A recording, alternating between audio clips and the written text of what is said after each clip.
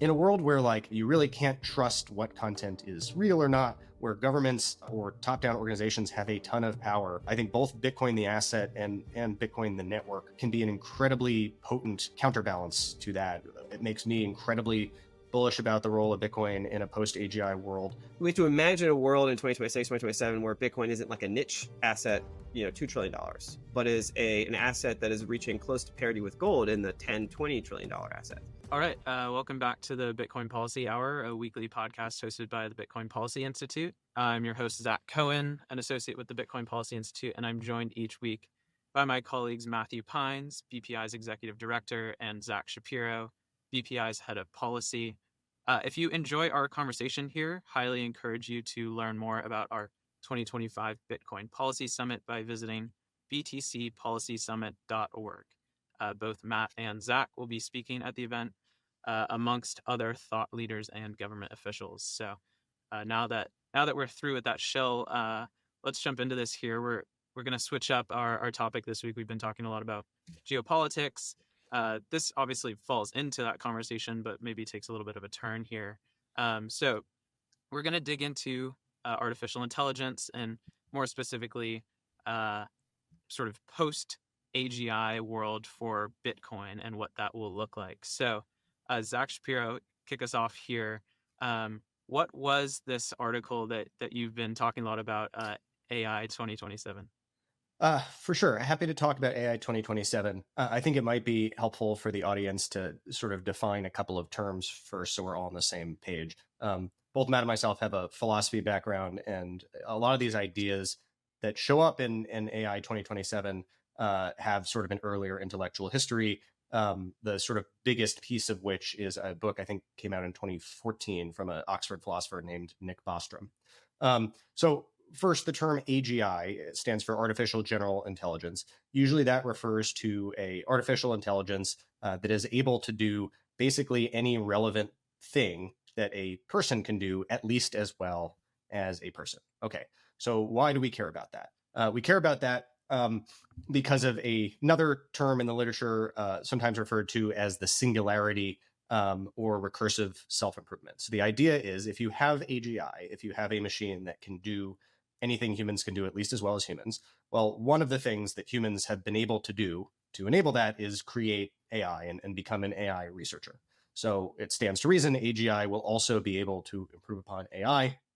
And then, there's no double spend problem for AGI, so you can make many copies of these things. It can work on itself. And then you get this sort of hockey stick self-improvement where the smarter AI works on itself to become even smarter, and you just exponent up to some point, which is sometimes referred to as the singularity, where you have artificial superintelligence or ASI, which is just, vastly, vastly smarter than humans at any domain that humans can do, and probably a whole bunch of domains we can't even really think of that, humans can't do.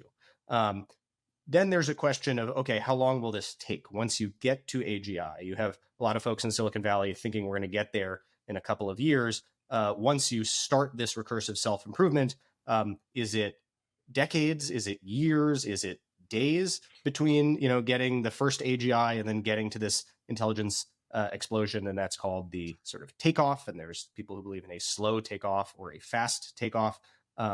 AI 2027 is a example of a story of a fast takeoff.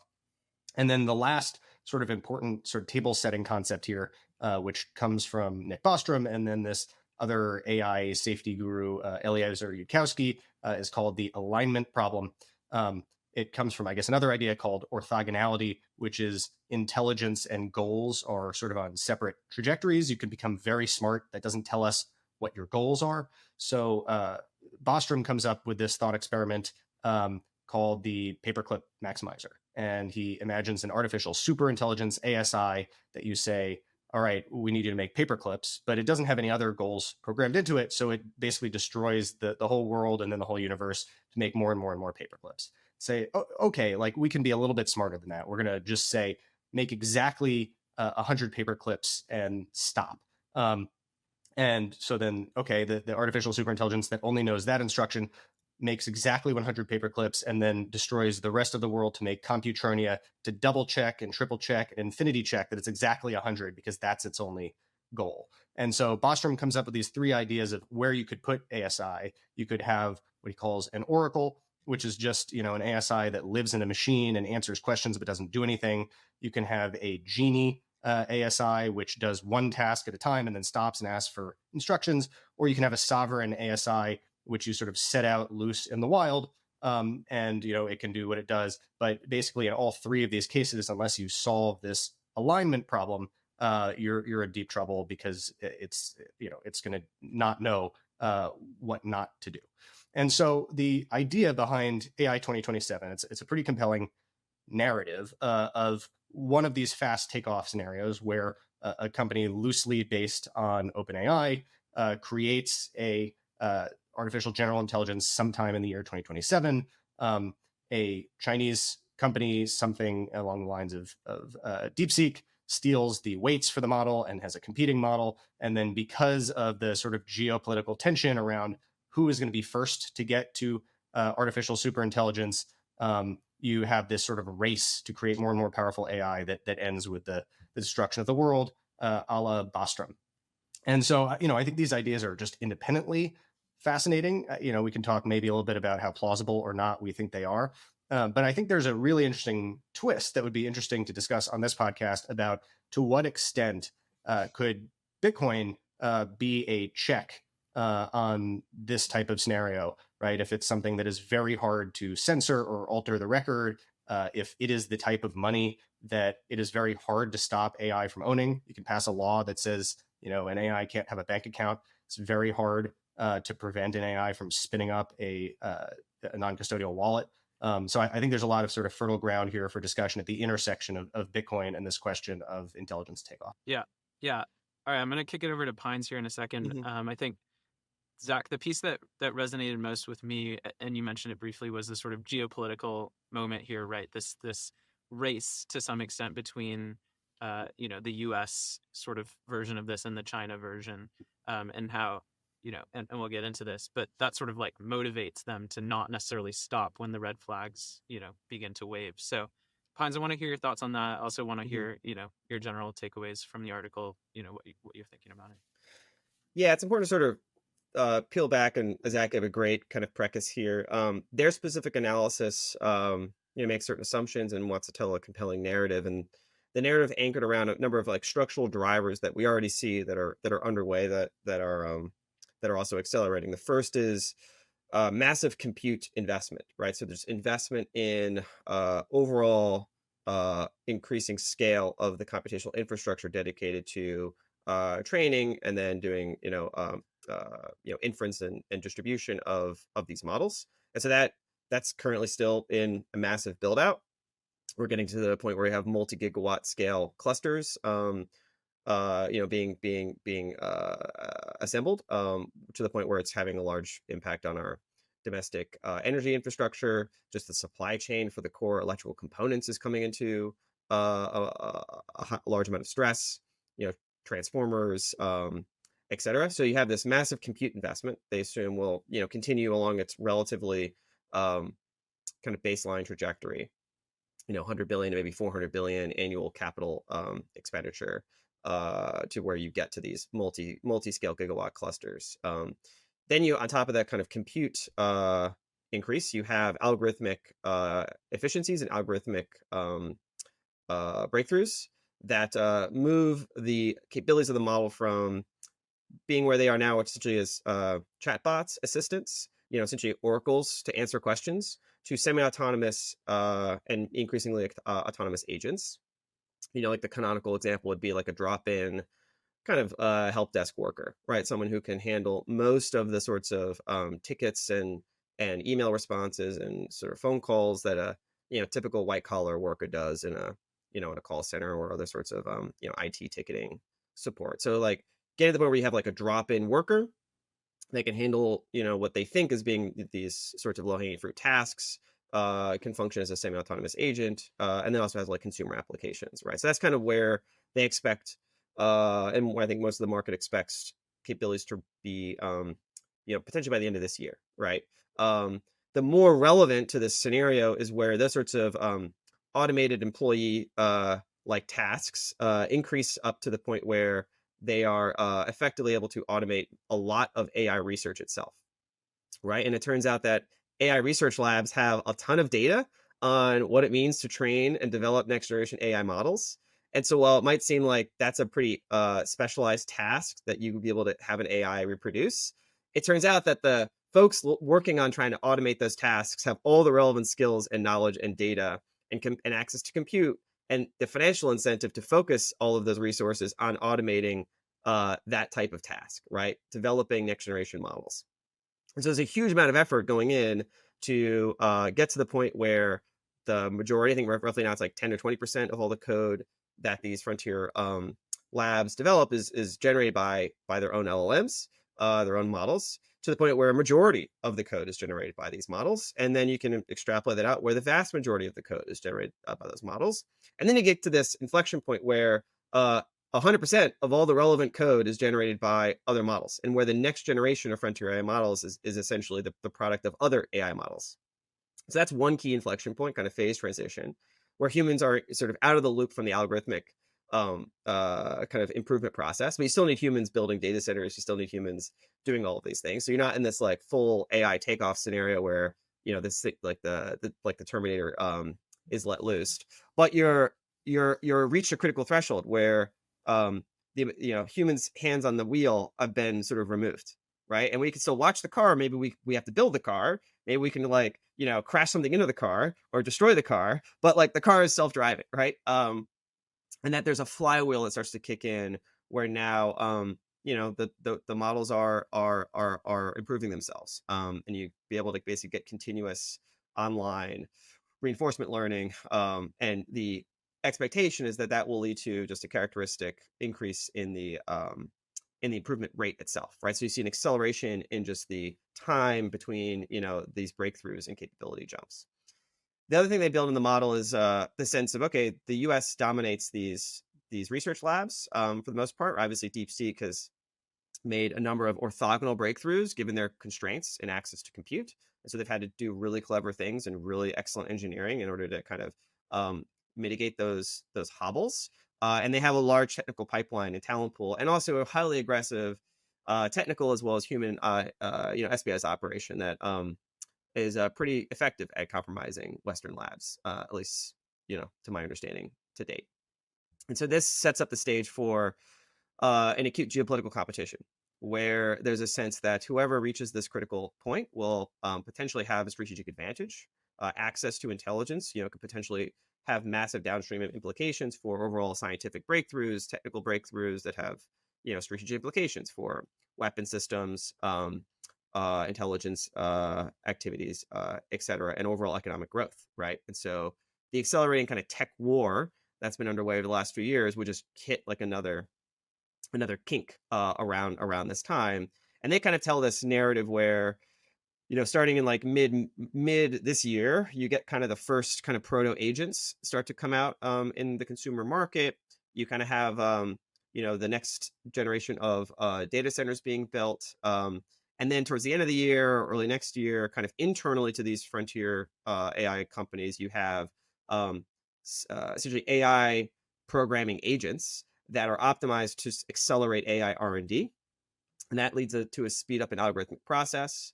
That's eventually some of that spills out into consumer applications, consumer models, and you see kind of overall proliferation of some of these things in 2026. This lights a further fire under, say, China to get their act together, start to centralize their compute resources as the noose around semiconductors becomes more tight. Maybe there's more centralization, becomes a state priority to kind of pool national compute, use their advantages in energy and state planning to basically rapidly build out mega clusters and sort of throw all of their national resources at this problem, basically, right? That's the one thing China can do, right? When push comes to shove. And so this kicks off, throughout 2026. Commercial labs in the U.S. continue to kind of release, breakthrough models that are increasingly more effective at conducting these sorts of long-range task execution. And then the real kind of like spooky stuff starts to happen in 2027 in their narrative, where you have the next generation of sort of autonomous agents that are continuously learning and that basically are like floating around the internet, kind of learning from the real world, right? Not just synthetic data, but maybe they're starting to connect it into robotic applications. They're now these models are now integrated to a large number of commercial tasks and job functions. There's a lot more data on like real world human interactions and economic functions. It starts to bootstrap the value of these models, and then they're telling like those weights are stolen by the CCP in early 2027, and this creates this panic or national security concern where, okay, the White House has to step in, there has to be a lockdown of these labs, and now it seems like there's a race on between the US and China to kind of get to what now everyone kind of sees as potentially in sight of kind of this takeoff, where the agents are now effectively almost running their own companies, right? They're able to operate multiple functions of what we consider a typical corporate entity, and they are now like economic actors, semi-independent economic actors that are still kind of existing within a corporate structure, but it's kind of a company within a company. Like there's the open AI or whatever it is still exists with human beings, but there's almost like an economic structure that's being built and managed by AIs, with sort of limited human oversight. And of course, this is where the alignment issues start to become much more practically relevant, right? How do you actually ensure that this accelerating set of AI systems that are performing extremely economically valuable activities are going to remain aligned with our sort of human values and our human goals? And so this creates kind of this branch in their different scenarios where either we decide this is too dangerous, that these systems are too capable, and we need to sort of press pause. And there's different ways that you could imagine political economy forming around the economic disruptions, the societal implications, national security risks, that there's enough of an incentive to kind of press pause or slow things down. But if there's a massive Chinese consortium, building out mega scale clusters, and they've got all their talent, and by the way, they just stole your most advanced model, getting the political incentives to pause might be very hard.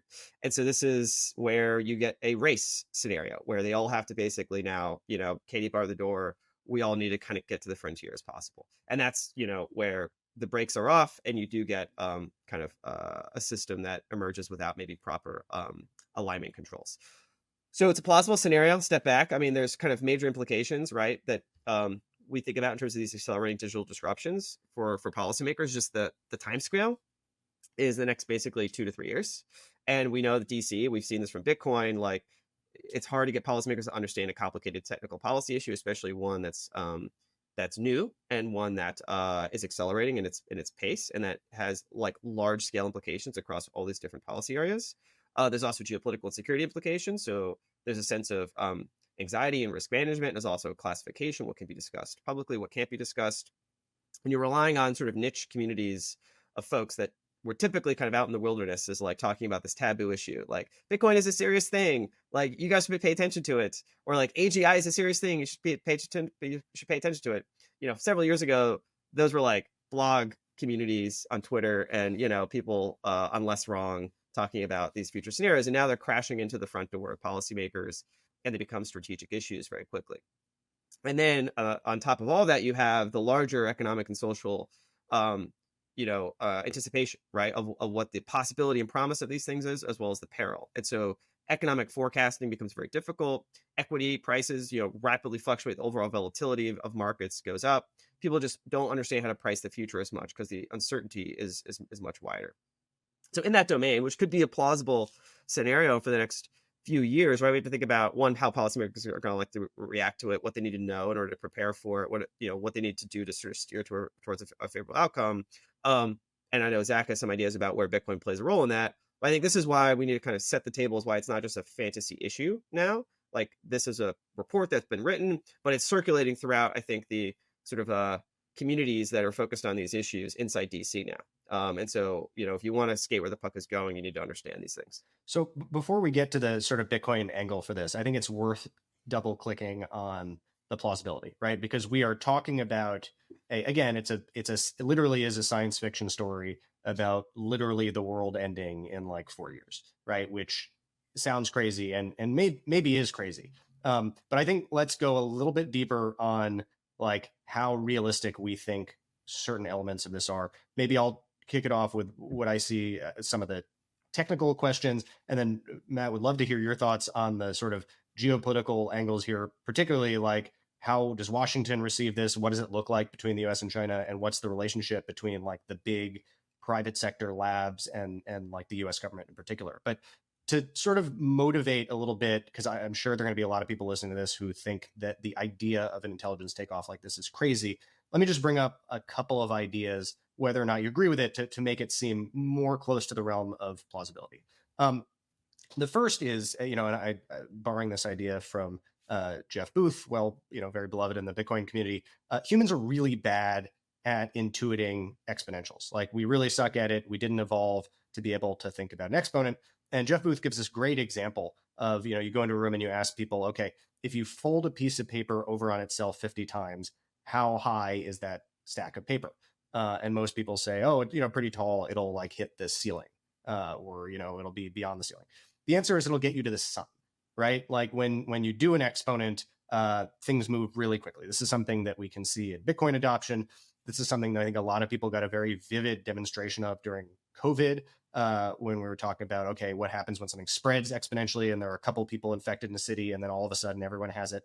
But yes, it does seem crazy to imagine something having exponential growth in the future, but that's sort of always the case. And when we look at compute power, which is not the primary thing we're talking about here, we're talking about intelligence, not compute, but Moore's law has been going on an exponential curve for a long time. So this is something that certainly does happen in technology.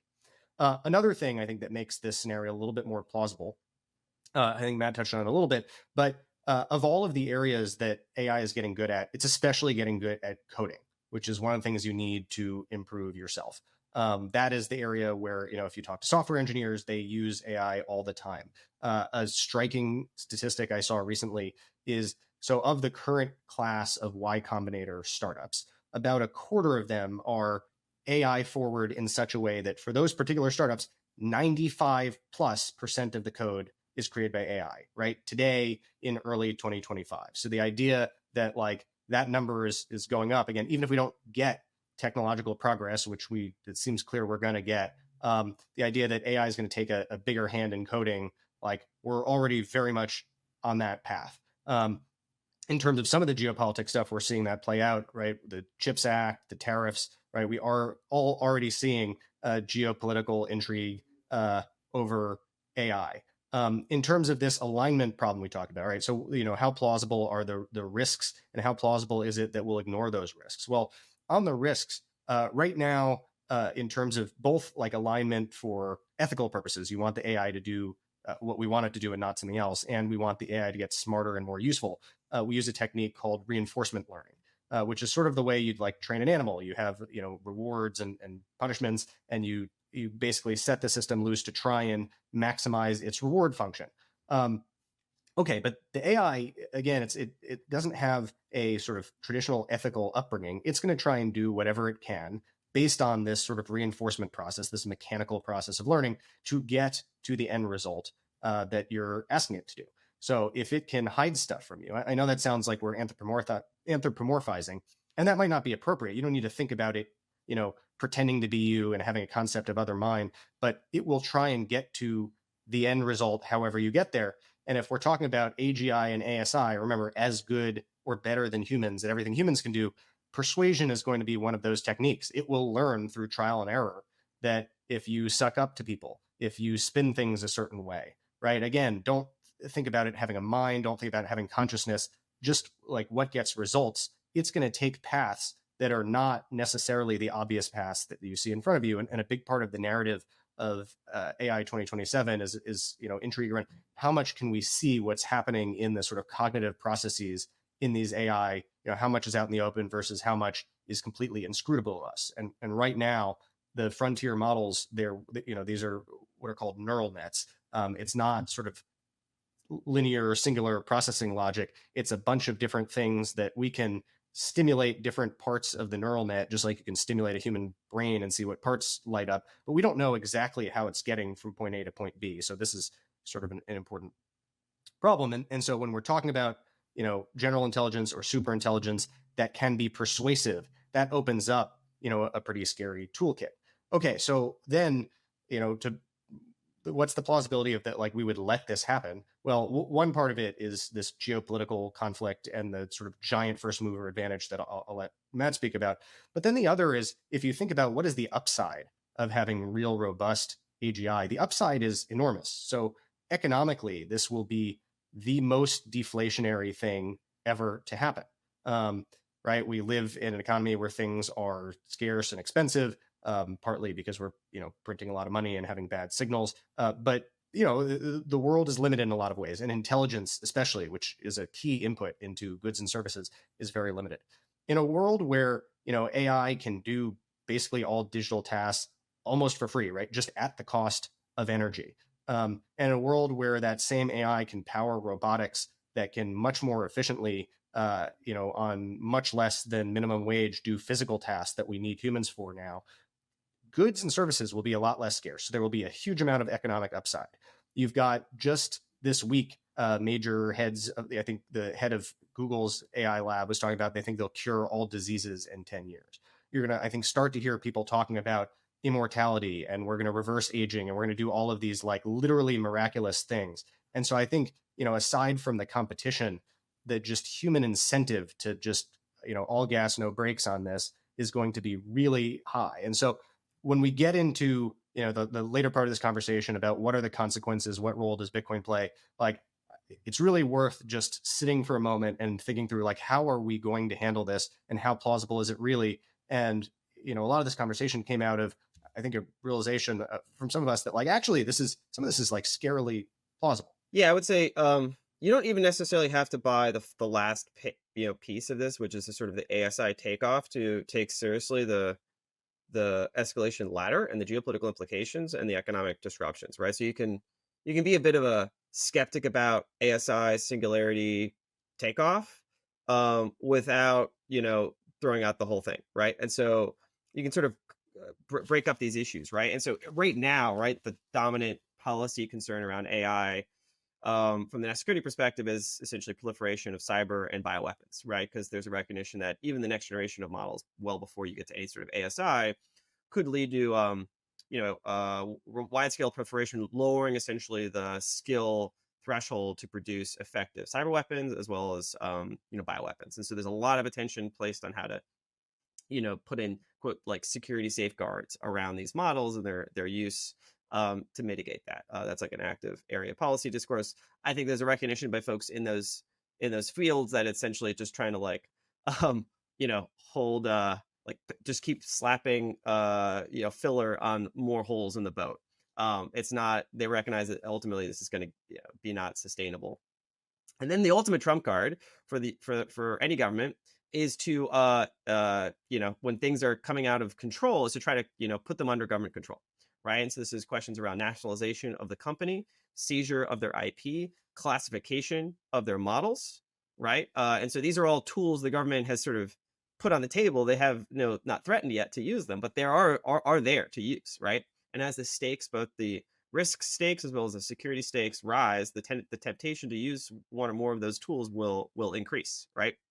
And in particular, there are existing laws where the government could use, right? For example, the Atomic Energy Act essentially classifies any restricted data associated with nuclear weapons design, for nuclear design information, or fundamental physics that's related to weapons related activities, as born secret, meaning there's no need to, like, separately classify a certain piece of information. They could essentially slap a restraining order on the model itself. Essentially, this is now classified, and other means of essentially trying to enforce those restrictions. So we could be entering an era, even before you get to this sort of takeoff scenario, where government intervention and imposition on frontier models becomes acute. It's no coincidence that the former head of the NSA Cyber Command was put as the chair of the board of directors for OpenAI last year, Joe Nakasone.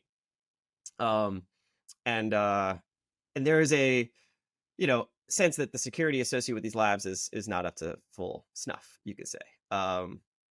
I have personal knowledge of some of that, but covered by non-disclosure agreements, so I can't get into the details. But I'll say there's room for improvement as of recently, before I took on the BPI job.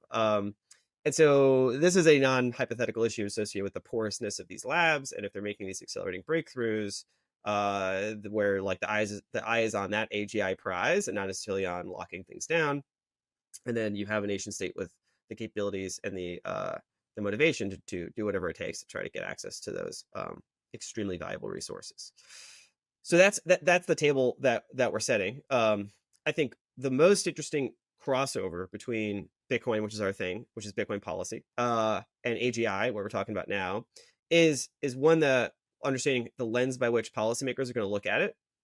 And we have experience talking with policymakers about disruptions from technology and understanding that it's a slow process. It's hard to explain. It's complicated, and a lot of staffers are in their 20s, and a lot of senators, have help, logging in and managing their passwords. So explaining this, what we were just talking about, to senior senators is hard. Like they were starting to do this in the last year or two. There held some working sessions at the Senate, but it was very surface level. And I think even then the timelines were like out into the 2030s. So there was a sense that people had time to kind of get smart, or that this would be a problem for somebody else's election, right? I think that's the most politically relevant part of the 2027 analysis, is that this is sort of within the political horizon of like current elected officials, the current administration, current terms of office.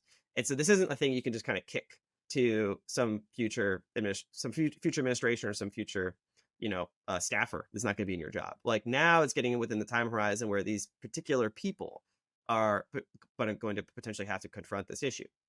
So as we've seen with Bitcoin, it kind of goes from this, I can kind of ignore this.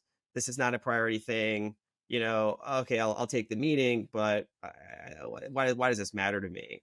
Now, as we've seen since election, post inauguration, post executive order, Bitcoin reserve, Bitcoin's price appreciation, etc., like a whole bunch of new people are waking up and asking these more foundational questions. Like, wait a second, like what is Bitcoin? Like, why is it important? Can you explain this to me? What are the national security implications? So now the conversations start to happen, but they only happen like once the threshold is reached. And so the concerning part with this topic is the time scale between that threshold being reached in the political salience and then like the decisions that have to be made that are of strategic significance is going to be very short. And so just like with BPI, when we were out in the wilderness 4 years ago writing these white papers saying, hey guys, one of these days, pretty soon, Bitcoin's going to be important, and you should probably start thinking about the strategic implications and how we can maximize US advantage and minimize risk associated with that, like get everyone's attention. And then you're out there kind of singing that song for a while, and then all of a sudden it hits, and then you're in a position to help shape policy in the right direction. I think the same analogous situation is underway, and there's been a lot of folks, I think, coming out of these these labs that have seen up close the trends, right? When a bunch of like autistic individuals see an exponential and they start shaking the tree, I pay attention because I saw that in Bitcoin. Right? And so I see these folks coming out of these labs pointing at these curves and going, hey guys, this is coming soon. And I think I don't know, like I think Bitcoiners among others are like, we've seen this sort of play out before. And so this is why I think it's important to pull these threads together, just from the analogous political implications. But I know Zack has more concrete ideas about where Bitcoin actually plays a role in this scenario, where depending on how you think about the failure modes of these sorts of race conditions and the geopolitical spillovers, that just the basic economic and financial dynamics associated with having these new entities in the economic and financial system is something that is highly relevant to thinking about how Bitcoin is going to play a role. Maybe that's a setup for Zack.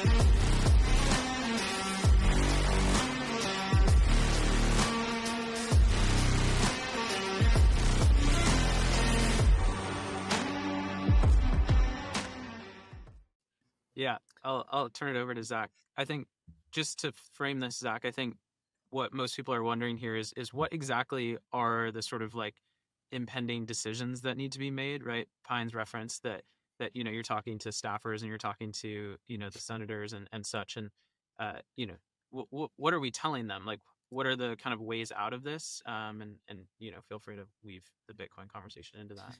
Yeah. So look, there may or may not be any ways out of this. I think the question is like, what is the role that Bitcoin could play here? And then what are the decisions we could make in that regard?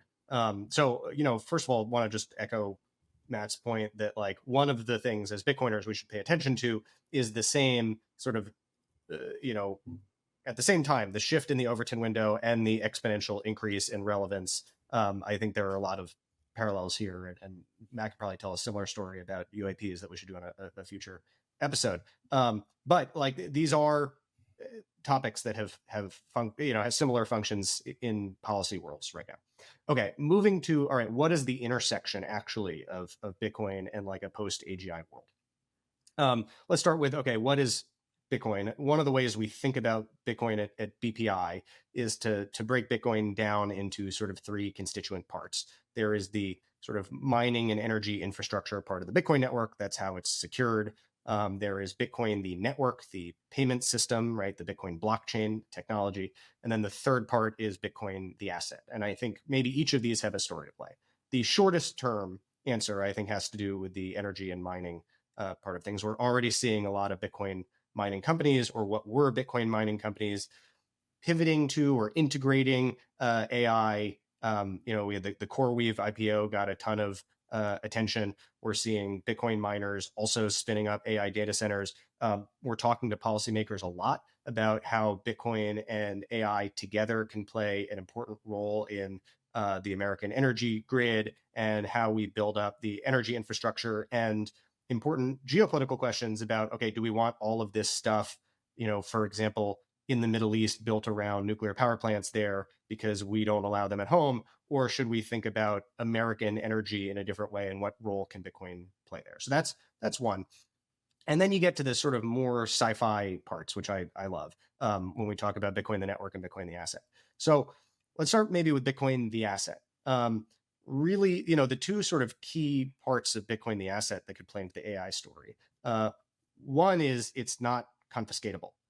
When you have a superintelligence, presumably that superintelligence can gain various levers of control to change databases. We might have governments change economic policy, move in a either sort of hyper-capitalist, almost feudal direction, or in the other direction, a communist redistributing all the means of production for UBI because human labor is no longer valuable.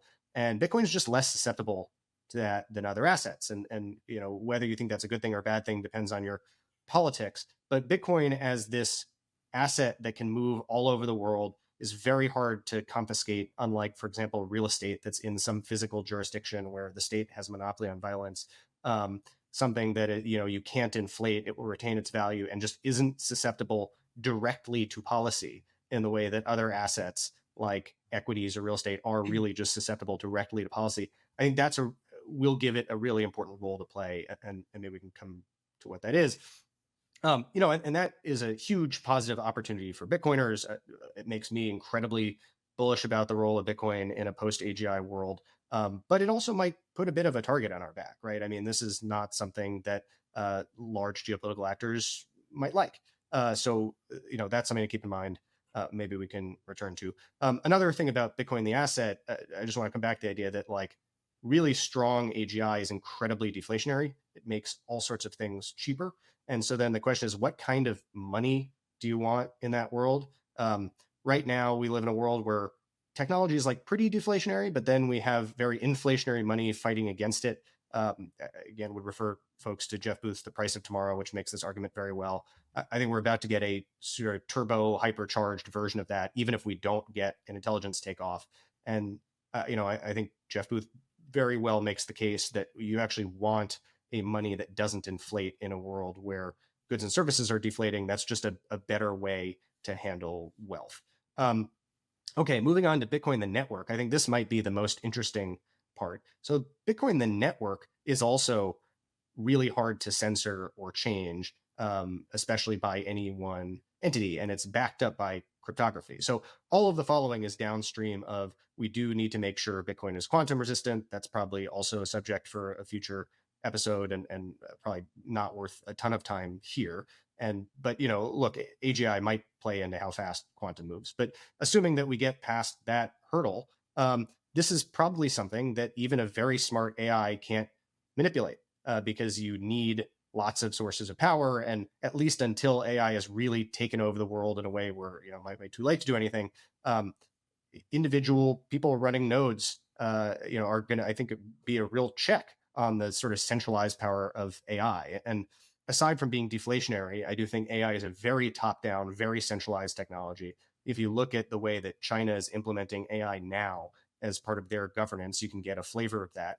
And Bitcoin is the opposite, right? In many ways, it's pirate money, it's grassroots, it is anarchic, and it is, it's rules without rulers, right? It's game theory and cryptography back it up. So the Bitcoin blockchain as a source of truth, as a place to store information that can't be erased or changed by some sort of top-down AI regime, I think is super interesting. And this is probably not a super popular topic with a lot of listeners, but once you get sort of robust, really capable AI proliferating everywhere, I wonder if there are not things you could build on top of the Bitcoin blockchain that create really different economic paradigms in terms of how people organize and pay each other. So one example, if you have a Bitcoin multi-sig wallet where you add a bunch of script on top of it that creates spend conditions, you might be able to do something like recreate what we would now do with a Delaware C Corp, right? So I help startups get incorporated right now. If you want to do a company, you want to organize labor and capital to get something done, you go to a place like the United States that has robust rule of law. You create some sort of legal entity that is backed up by the courts, ultimately backed up by the monopoly on violence. And that is how you organize people together to create something that has ownership rights attached. But maybe we could build stuff like that on Bitcoin, right? This is something that in the rest of the crypto space, people call DAOs, decentralized autonomous organizations.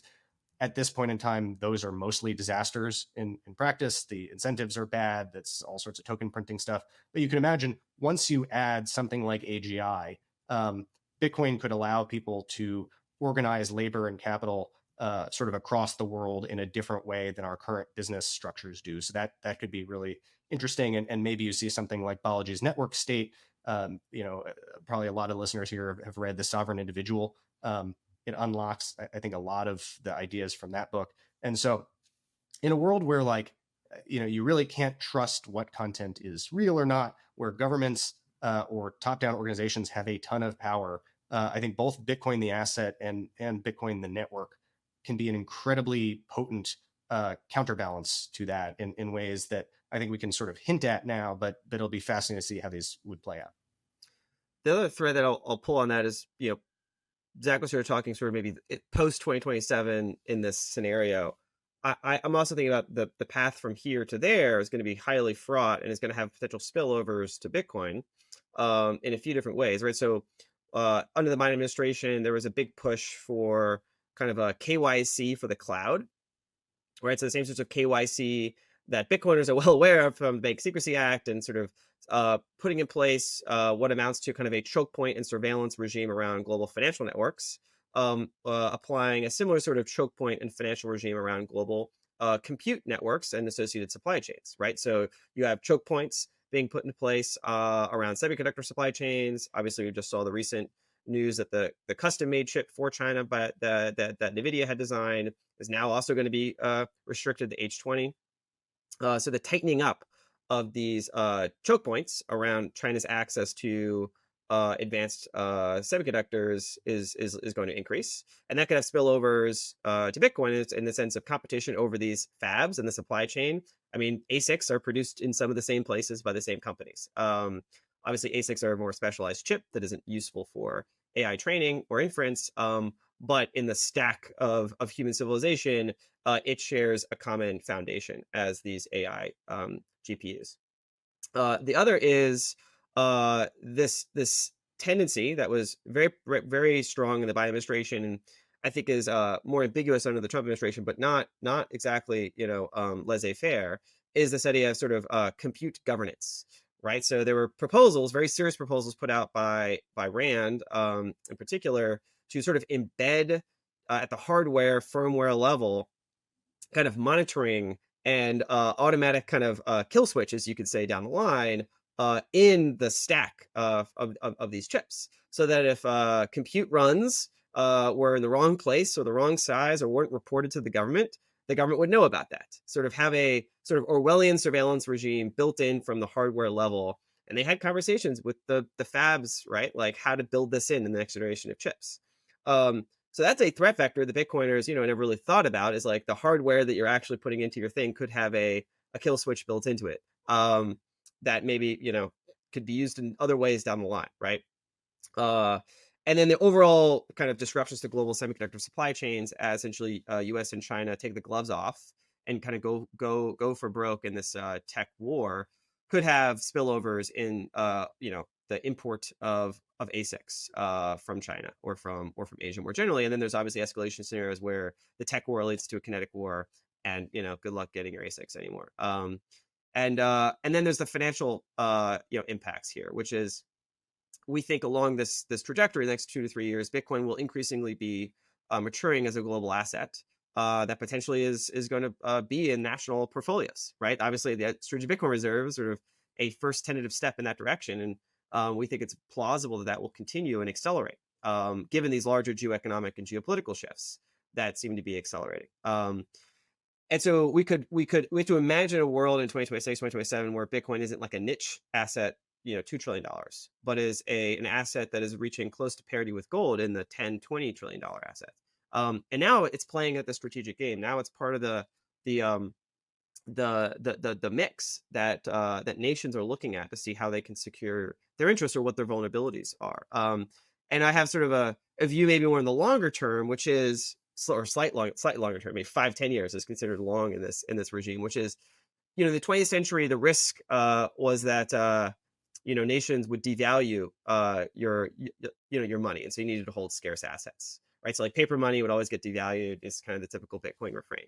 I think the risk in the 21st century, at least the next decade or two of it, is not just that, because obviously governments are indebted; they're going to have to print money. But that even some of the scarce assets that you thought were scarce may not be, may be devalued themselves as a result of technological acceleration. So that some of the anchor points that you have about what you think is scarce because of constraints on human technology and the productivity of our machinery and our industrial processes could be radically upshifted.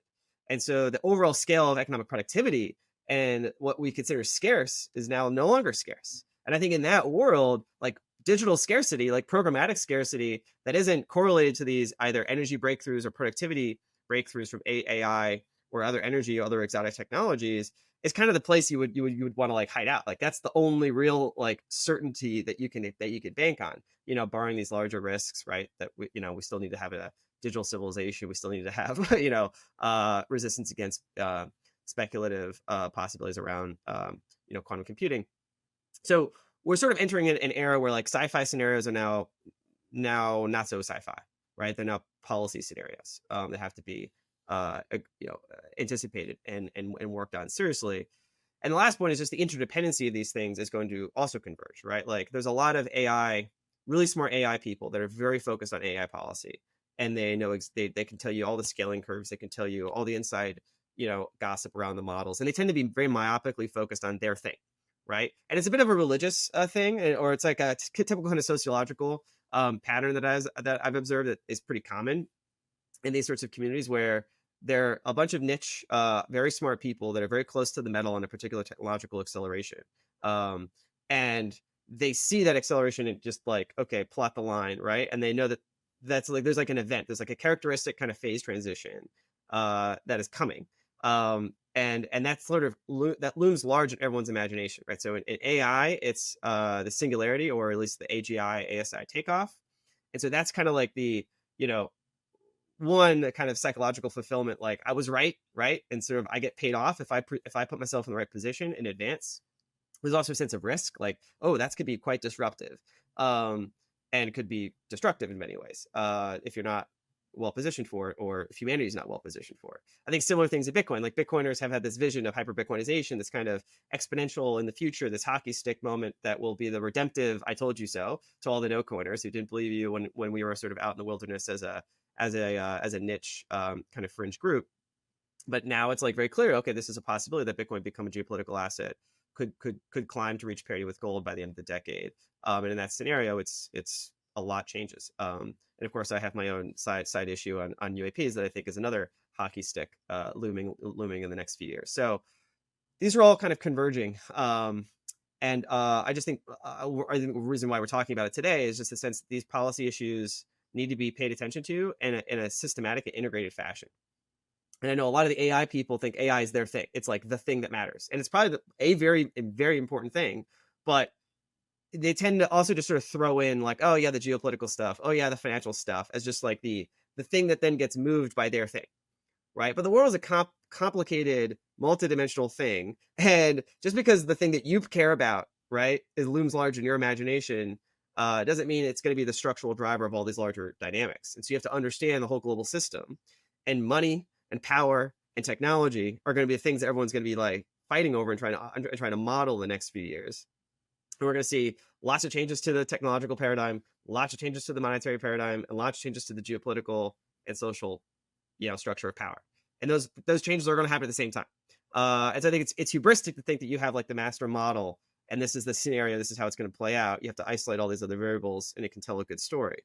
But there's a huge amount of uncertainty when you have this much change happening at the same time across these like fundamental pillars of our social and economic and technological order.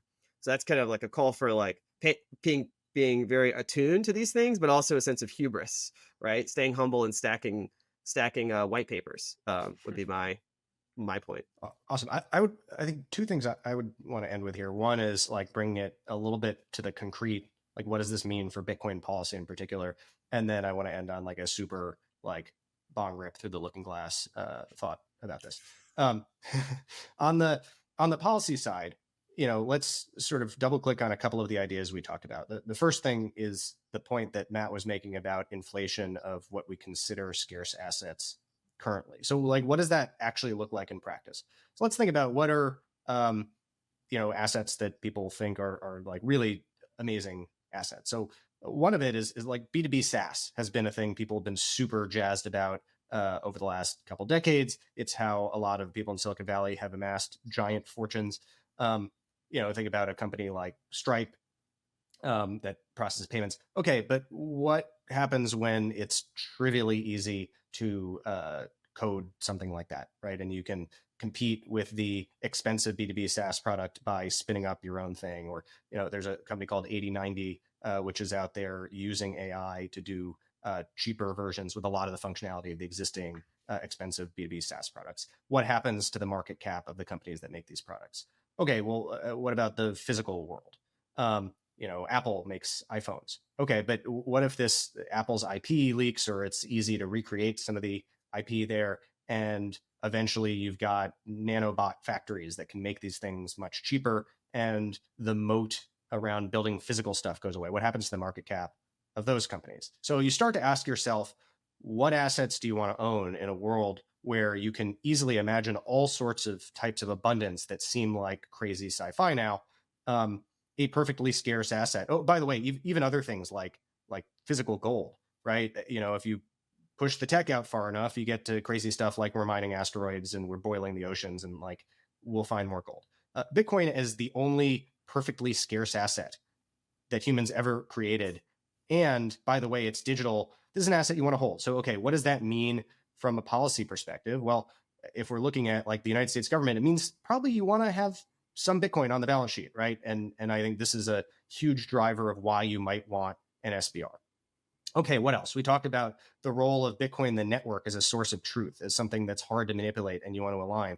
What does that mean from a policy perspective? Well, it means you don't want to outlaw people actually using Bitcoin technology, right? It can't be that we have only a permissioned way of interacting with Bitcoin, and the ability to do peer-to-peer transactions and functions on the Bitcoin network is incredibly important to protect, because that might be a source of truth a peer-to-peer network we rely on the future. And if we basically outlaw all of the touch points that an individual might have with that, that's going to be something we could come to regret a huge amount.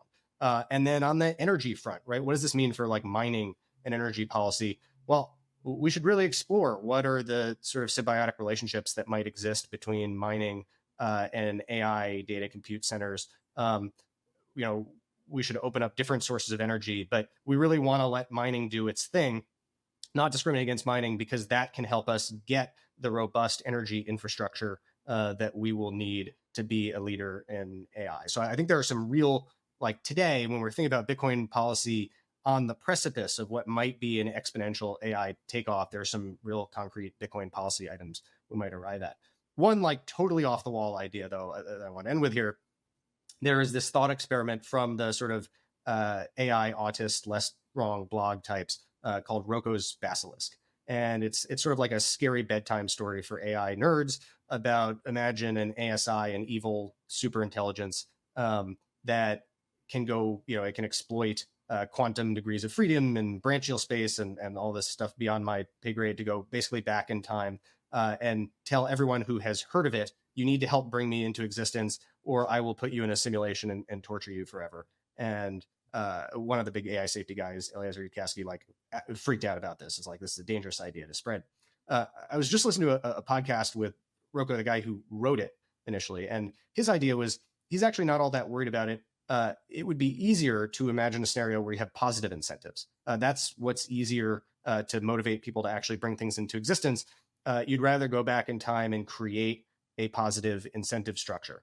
And if you want to get really crazy with it, right? Like if you're a future super intelligence and you want to go back into the past and you want to help people come together and be positively incentivized to create a system that's going to be less dystopic than top-down AI, maybe that looks something like a peer-to-peer network like Bitcoin. So it's possible we're in the, you know, the good Rocco's Basilisk timeline from the sort of future super intelligence, and maybe that's who Satoshi is.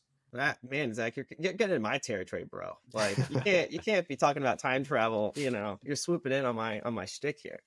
Yeah, and then we'll But- know what but- happened when the AGI, you know, chooses Bitcoin, right? yeah, but I think the stakes. I mean, I really like these thought experiments because they start to stress at a lot of the what do we care about ultimately, right? Technology is not a neutral thing. Technology disrupts systems and it changes the relationship between individuals and collective social institutions, like the state, for example, or corporations or academic institutions, right? We've built a stack of institutions in the post-industrial era and especially in the post-war era that were fit for a particular technological paradigm, a certain energy paradigm, and that birthed a certain political order. It had its frailties and fragilities and failure modes, but we think that something like Western liberal open societies, pluralism, is about like the best sort of workable arrangement we've come up with, right? We've seen the failure modes of authoritarianism, totalitarianism, communism, and fascism, and a variety of idiosyncratic ideologies in between. And so it's not like there's a perfect solution to maximize human flourishing, but it's about mitigating the failure modes that lead to human misery and destruction and catastrophe. So I think the humility of Bitcoin is that you haven't solved all these other problems, but you provided at least a new sort of socio-technical institution that's emerging in a global civilization that can provide maybe a template, maybe a substrate for building new institutions in an era where existing institutions are facing lots of stress or maybe ill-fitted for the technological and geopolitical disruptions that are accelerating. So I know I'm very attuned to thinking about Bitcoin and the larger set of human beings that are in and around Bitcoin, holding Bitcoin, thinking about the future of our society, and are attuned to these disruptions coming from other fields to take a look at, okay, what sorts of institutions do we need to rebuild, right? What sorts of projects do we need to undertake that aren't just Bitcoin improvement protocols, but are designing and building and reinforcing institutions, which is ultimately the project of human civilization, right? This sounds a bit grandiose and highfalutin, but it's kind of like like a local neighborhood book club is an institution, right? Like these things are fractal at scale, but you kind of have to start local, start small. And I think the thing about Bitcoin that's really interesting to me is it's inherently, what decentralization means is that the nodes are local by definition. Every individual person has decided locally to hold Bitcoin, to run a node, to adopt Bitcoin in some fashion, to think about Bitcoin. It's like a local, inherently local process, right? There's no larger structure other than the interaction of those local processes and local decisions, but it created this stable, enduring, and maturing global, institution, you could say, right? Like Bitcoin essentially is an institution. It's a nexus of human beliefs with technology. And so it's a success case for how you can kind of create an aggregate, a unity out of individual autonomy, right? Without sacrificing the individual to the collective, or having just sort of a collapse into, anarcho, misery, right? And so this is, okay, a test case for what we should think about with AI and with these other disruptions is how to maintain that balance between scale and collective and aggregate power and sort of returns from scale, and the failure modes of totalitarianism, techno dystopian sort of oppression, while also making sure the benefits of this technology proliferate to every human, where they can pursue their projects, and maximize their personal flourishing in a society, hopefully, where as Zach mentioned, like the means of production will be vastly improved, and the factors of production will be much more effective, and so we'll just be able to produce lots of things to satisfy human wants. And so maybe some of the zero sum scarcity. Yeah, I think there's gonna be lots of other challenges coming down the line, right? We're gonna have to deal with lots of other disruptions to the socio-political order. So yeah, having these anchor points of distributed stability, like Bitcoin, I think will be very important to reinforce and to wield across all levels of society, from individuals to governments. So there's my pitch. Yeah, I guess just one last like piece there. I think, if you're imagining a world where you really can create so much more, but the the machines and the tech that create so much more is sort of centrally owned, and you need to figure out, okay, how do you allocate those resources, right? This is what the domain of economics is about. How do you allocate scarce or even not so scarce resources? What kind of money system do you want? Do you want the same people that control the machines to be doling out UBI based on policy in a world where like humans don't economically matter? And so like you're a charity case, or do you want some type of money that the people who own the robots actually can't control? And so, there are trade-offs. And I think that is a world where scarce money is just incredibly important. Yeah, that's a great point to wrap up here. Thanks, guys. That was fun. And little bit here. If this episode does well, we might have to do an AI bit at the Bitcoin Policy Summit. Thoughts? Yeah, I mean, Twist my arm. you know, All right, sweet. get Well, some we'll people going. see everyone next week. See ya.